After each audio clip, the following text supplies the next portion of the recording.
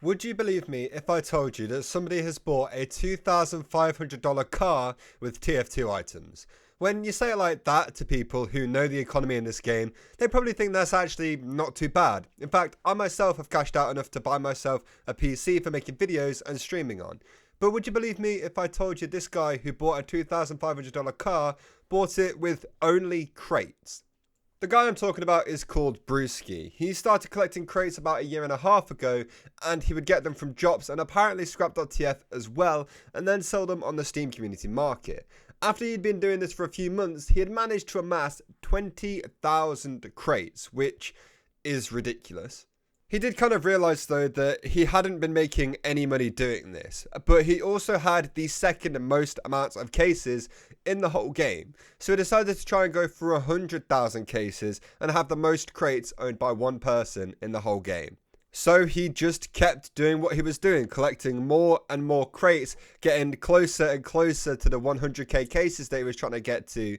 So after doing that for another 3 months, the community market listings that he was creating were all expiring, meaning all of his items were getting put back into his inventory. Normally this is fine, and it means that you can hold over 3,000 items in your inventory, but if you ever load TF2, you then have to delete a bunch of items to get back down to whatever your inventory limit. The max right now is 3,000. So now, imagine that happening when the amount of listings on the Steam community market that you have is a number close to 30,000.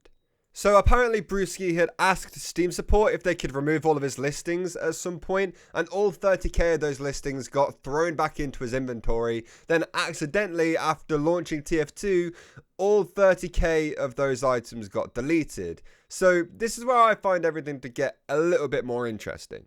Obviously, 30,000 items being deleted is a pretty big deal. So obviously, Brewski contacted Steam support, who apologized for the error on their behalf and gave him $300 in Steam wallet funds. I don't really know the value of 30,000 crates, or, what that would even be like equivalent to, but 300 for crates sounds pretty decent to me, but I could be wrong because there's so many of them. But then after all this had happened, Brewski had decided that he was going to try and get the most crates in the world. He told me that he had made a few more Steam accounts and got a backpack.tf mod to make a script to automate the whole process, and continued on doing what he was doing. Then the crate depression happened. So I'm sure we've all heard of the people who have managed to buy Valve indexes with their crates that they've sold during the crate depression. Brewski himself has managed to sell enough crates to buy himself a GTX 2070 graphics card and a brand new 240Hz monitor just from the crate depression. In fact, one of his crates, a singular one of his crates, sold for $150 that day.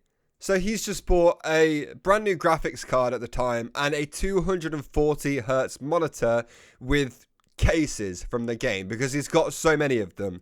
Case is the thing that we all pretty much delete as soon as we get in our inventory. He has managed to buy that type of stuff with that. That's just insane.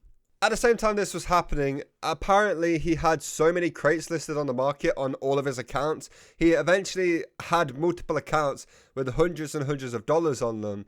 And then after selling more crates and making more money, he decided that he wanted to cash out. So he decided to start buying unusuals with the money that he made from selling cases.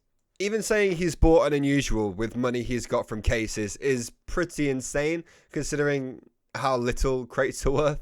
Eventually, he had managed to find somebody who would buy his backpack or what he had in his backpack for $900, and luckily, he didn't get scammed. He got all of the money safely, and he then had $900 to kind of do what he wanted with. I mean, I probably would have gone on holiday or something like that, but he decided that he was going to dump all of that money into more and more cases and continued selling them. When he decided to finally cash out again, he had $2,500 in backpack value, which he managed to cash out safely and buy himself a 2006 Grand Prix. I don't really know what make. I think it's a Pontiac, but I don't know. You don't really get those in England. Obviously, he didn't just cash out $2,500 of crates. He would have to have bought unusuals and other items that people would have sold. But all of the money that he used to buy these unusuals and these other items with was made from selling crates. And managing to buy yourself a $2,500 car from a bunch of items in TF2 that everyone considers worthless is pretty impressive, and I genuinely don't think I've ever really heard of somebody doing something like this ever. Maybe there's people who have bought unusuals just from crates, but I don't think anybody's actually cashed out enough to buy a car solely using crates. Reminds me a little bit of that paperclip story that guy did a TED talk on, but that's not TF2, so it's a bit whatever. Still impressive, definitely, but, you know, not quite crates and stuff.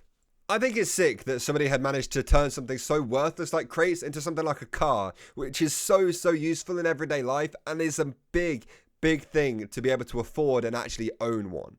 So anyway, that is the whole story. Thank you all so much for watching the video, and a massive thank you to Brewski for letting me tell the story of how he bought a real life car with the most worthless item in this game.